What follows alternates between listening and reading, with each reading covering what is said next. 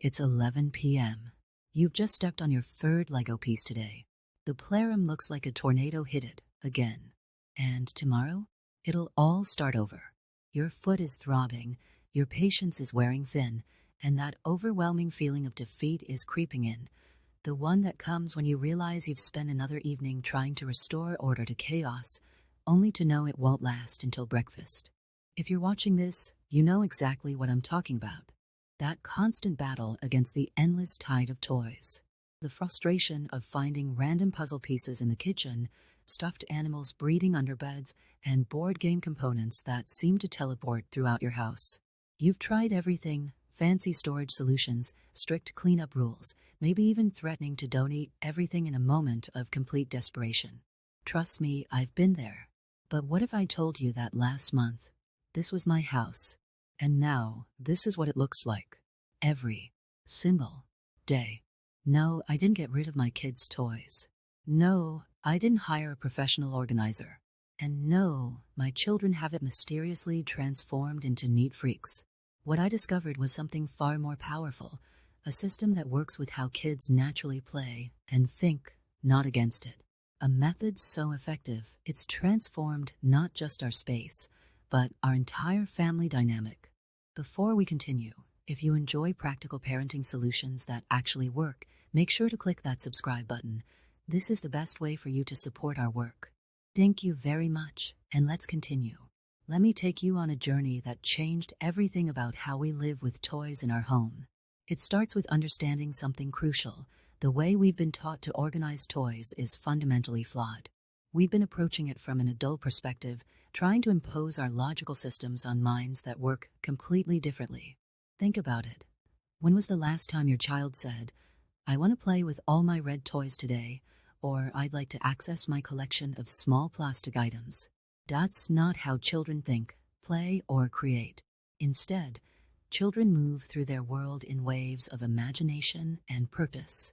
They don't see individual toys. They see possibilities, stories waiting to happen, worlds waiting to be built.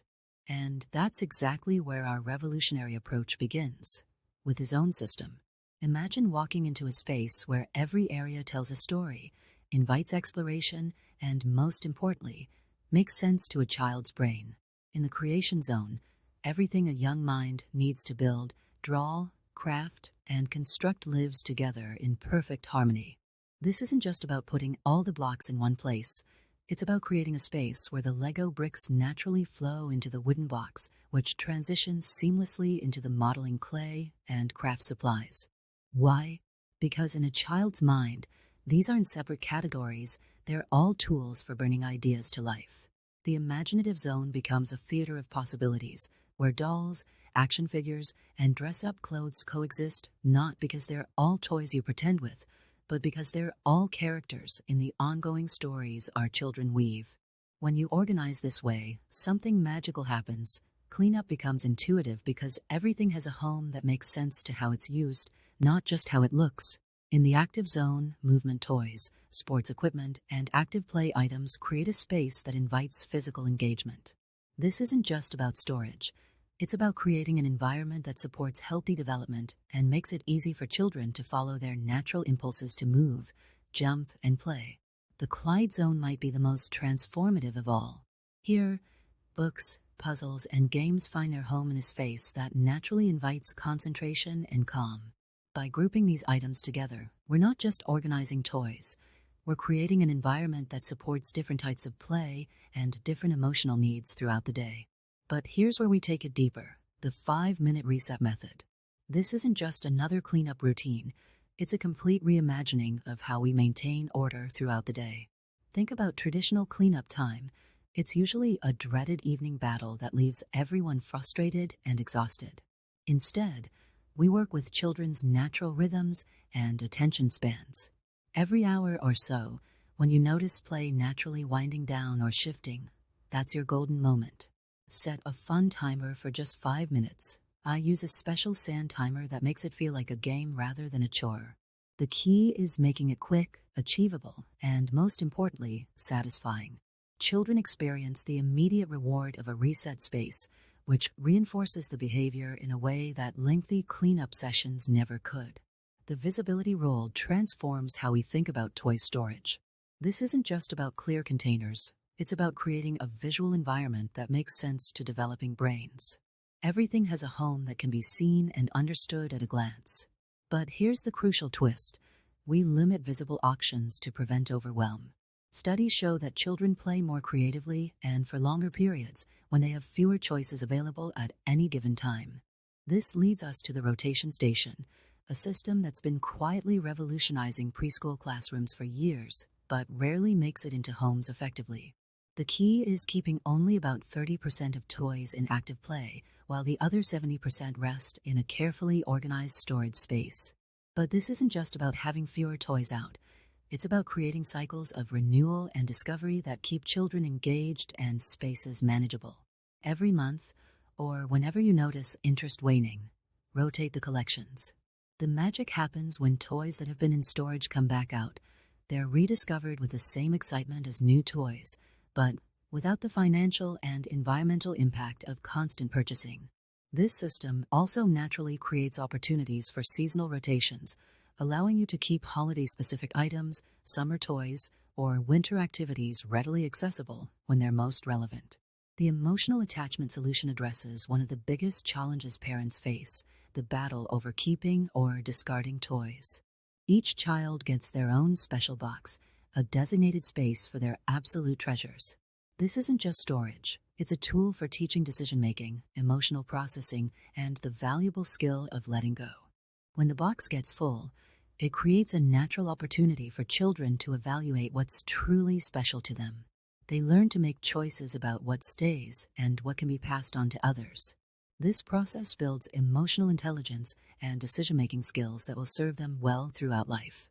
The independent setup is where all these systems come together in a way that empowers children to maintain them. Everything is at their level, labeled with pictures for non-readers, and organized in a way that makes sense to their developing minds. The labels aren't just for show. They're carefully designed with both pictures and words, supporting literacy development while making organization intuitive. This setup includes step stools where needed, easily accessible storage solutions, and clearly defined spaces for different types of play. The result? Children who can and do maintain their own spaces, not because they're told to, but because the system makes it easy and natural for them to do so. The one-in, one-out flow becomes less about rigid rules and more about conscious choices. Before any new toy enters the space, one must leave, but here's how we make it painless and meaningful. Let children lead the process of choosing what to donate. Turn it into a lesson about giving, about helping others, about making space for new experiences while honoring the joy their old toys might bring to someone else. This isn't just about maintaining manageable toy collections. It's about building awareness of consumption, teaching generosity, and helping children understand that they can make positive impacts in their community.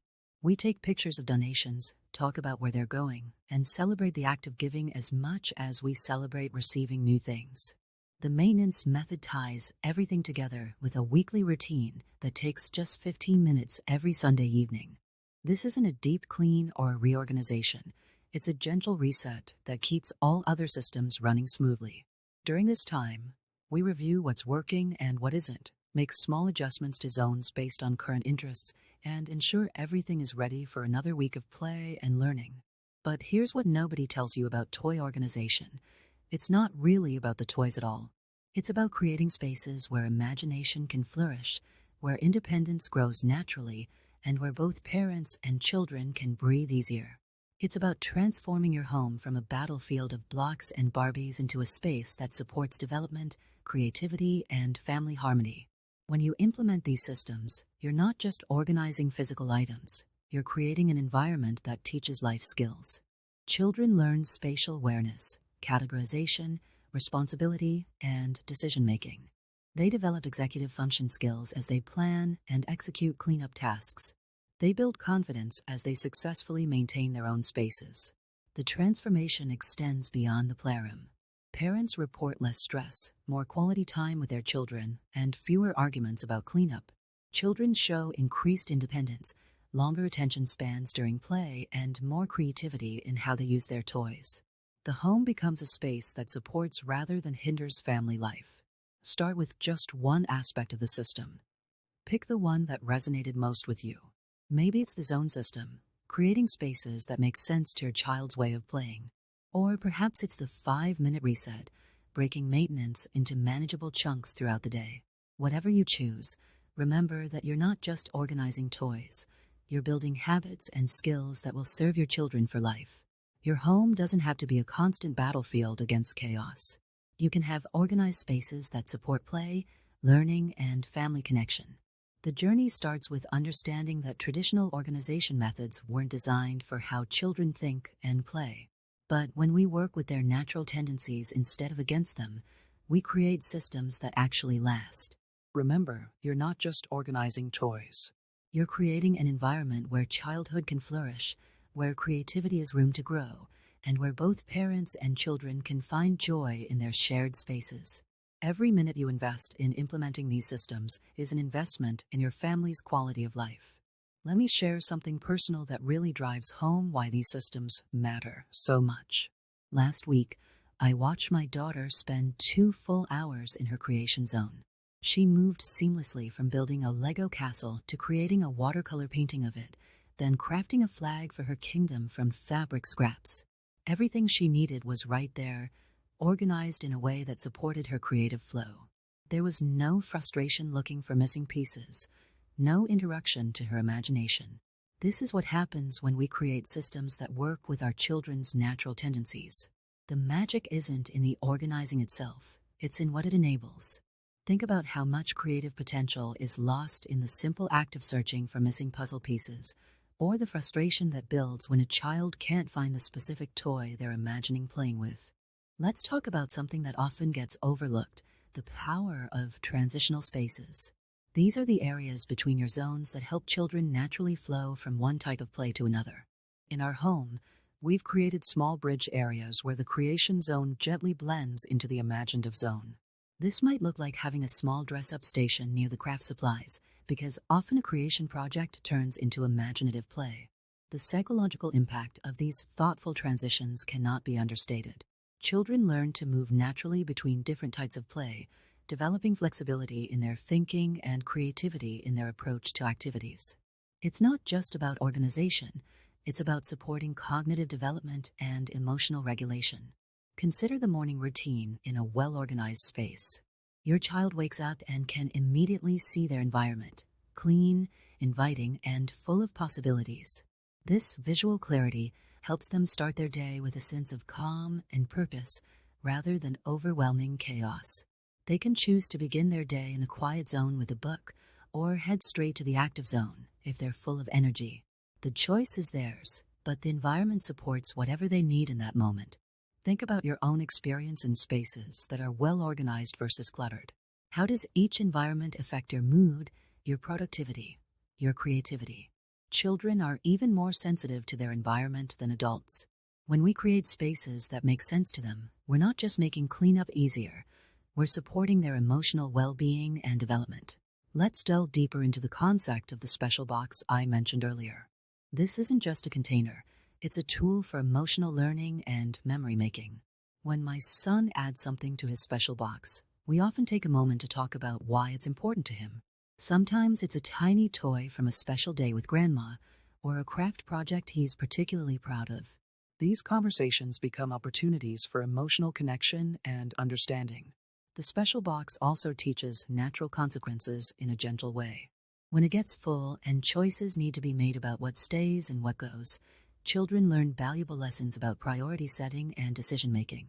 They begin to understand that keeping everything isn't always the best choice, and that memories can live in our hearts even when we let go of physical objects.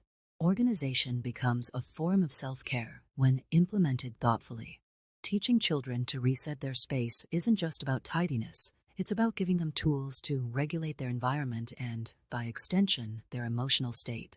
When children know they can find what they need when they need it, when they can create order from chaos with simple systems, they develop a sense of capability and control that extends far beyond toy management.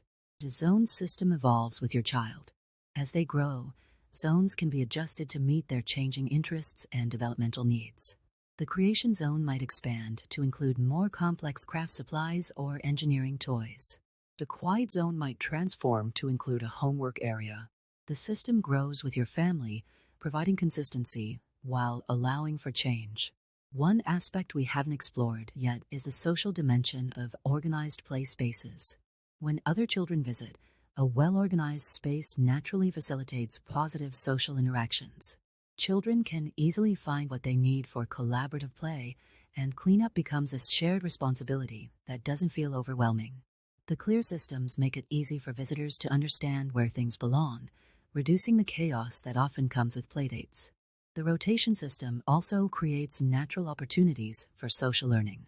When toys come out of rotation, it's like rediscovering old friends. Children often share stories about these toys with their playmates, building narrative skills and social connections. The excitement of rotation day can become a special time for sharing with siblings or friends. Technology integration is another important consideration in modern toy organization. Many families struggle with managing electronic toys, tablets, and gaming systems alongside traditional toys. Creating a dedicated space for technology within your zone system helps establish healthy boundaries and ensures that screen time doesn't overshadow other forms of play. Consider creating a specific time in your daily routine for technology, zone setup, and cleanup. This might include charging stations, headphone storage, and clear guidelines about when and where technology can be used.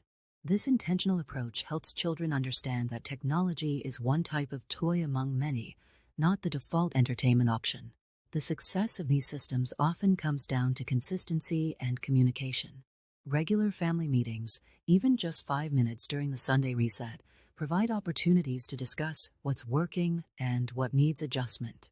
These conversations help children feel ownership over their spaces and investment in maintaining them. Document your organization journey.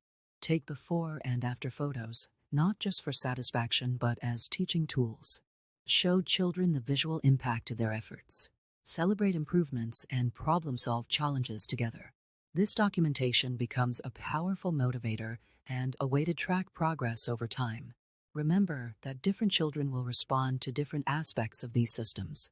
Some naturally gravitate toward the structure of the zone system, while others might connect more with the emotional aspects of the special box. The beauty of this comprehensive approach is that it offers multiple entry points for success.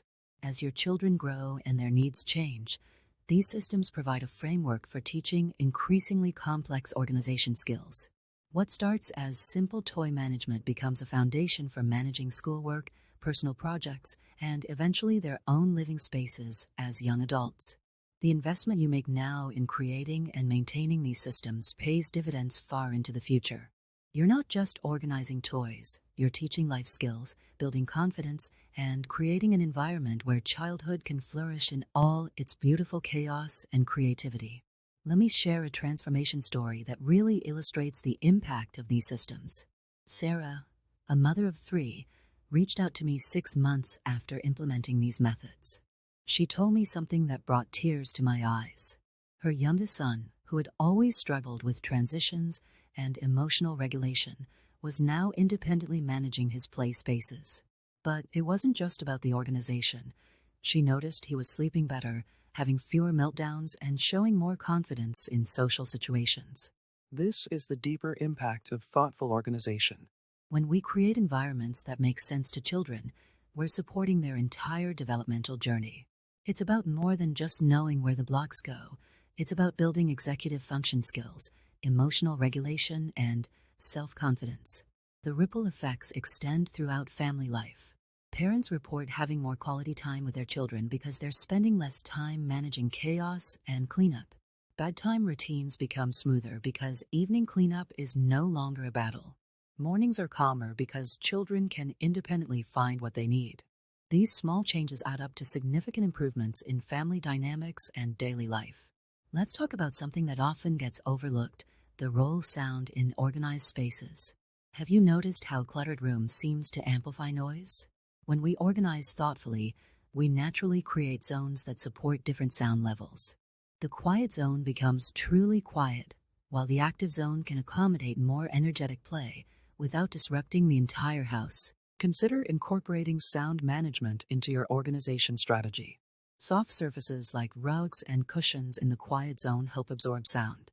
Storage solutions with soft close features prevent the jarring noise of dropping lids or slamming drawers.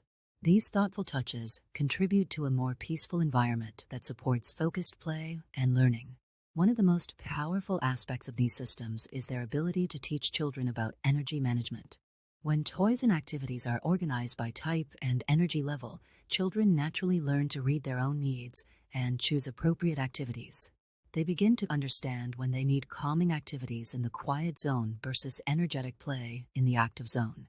This self-awareness is a gift that extends far beyond childhood.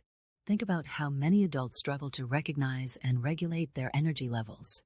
By creating environments that support this awareness from an early age, we're helping our children develop valuable life skills. Weather and seasonal changes become natural opportunities for reviewing and adjusting your systems. As outdoor play options change with the seasons, you can adapt your zones accordingly. Winter might see an expansion of indoor active zone options, while summer might focus more on transitional spaces between indoor and outdoor play areas. The seasonal transitions also provide natural opportunities for deeper organization and reflection. Use these times to assess what's working, what needs adjustment, and how your children's needs and interests have evolved. This regular review helps keep your systems relevant and effective. Let's address a common concern. What about shared spaces? Many families don't have the luxury of dedicated playrooms. The beauty of these systems is that they can be adapted to any space. A living room corner can become a well-defined creation zone. A holy bookshelf can transform into a quiet zone. The key is clear boundaries and thoughtful organization within the space you have. Another aspect worth exploring is the role of nature in your organization system. Consider creating a nature zone or incorporating natural elements into your existing zones. This might include a collection of interesting rocks, leaves, or shells, organized in clear containers. These items connect children to the natural world while teaching classification and organization skills. The impact of color in your organization system shouldn't be underestimated. While clear containers are essential for visibility, consider using color coding to support your zone system. This doesn't mean everything needs to be color coordinated, but thoughtful use of color can help children quickly identify zones and understand where items belong. As we wrap up, I want to share one final thought about the long-term impact of these systems. When we create organized, thoughtful spaces for our children, we're not just making our daily lives easier. We're setting the stage for their future. We're teaching them that their environment matters, that they have the power to create order from chaos, and that organization can support their goals and dreams. Remember that implementing these systems is a journey, not a destination. There will be days when everything works perfectly, and days when it feels like chaos is winning. That's okay. The goal isn't perfection, it's progress. Each small step toward better organization is a step toward a more peaceful, purposeful home life. You have everything you need to start this transformation. Whether you begin with one small zone or dive into a complete system overhaul, trust that you're giving your children valuable tools for life. You're not just organizing toys. You're creating an environment where childhood can flourish, where creativity has room to grow, and where both parents and children can find joy in their shared spaces. If you found this guide helpful, please take a moment to like and subscribe. Your support helps us continue creating practical solutions for real family challenges. Share this video with other parents who might need these strategies. We're all in this together. Remember, every family's journey is unique, but the principles of thoughtful organization can help us all create more harmonious, joyful homes. Thank you for joining me on this exploration of transformative toy organization. Until next time, here's to creating spaces where childhood thrives.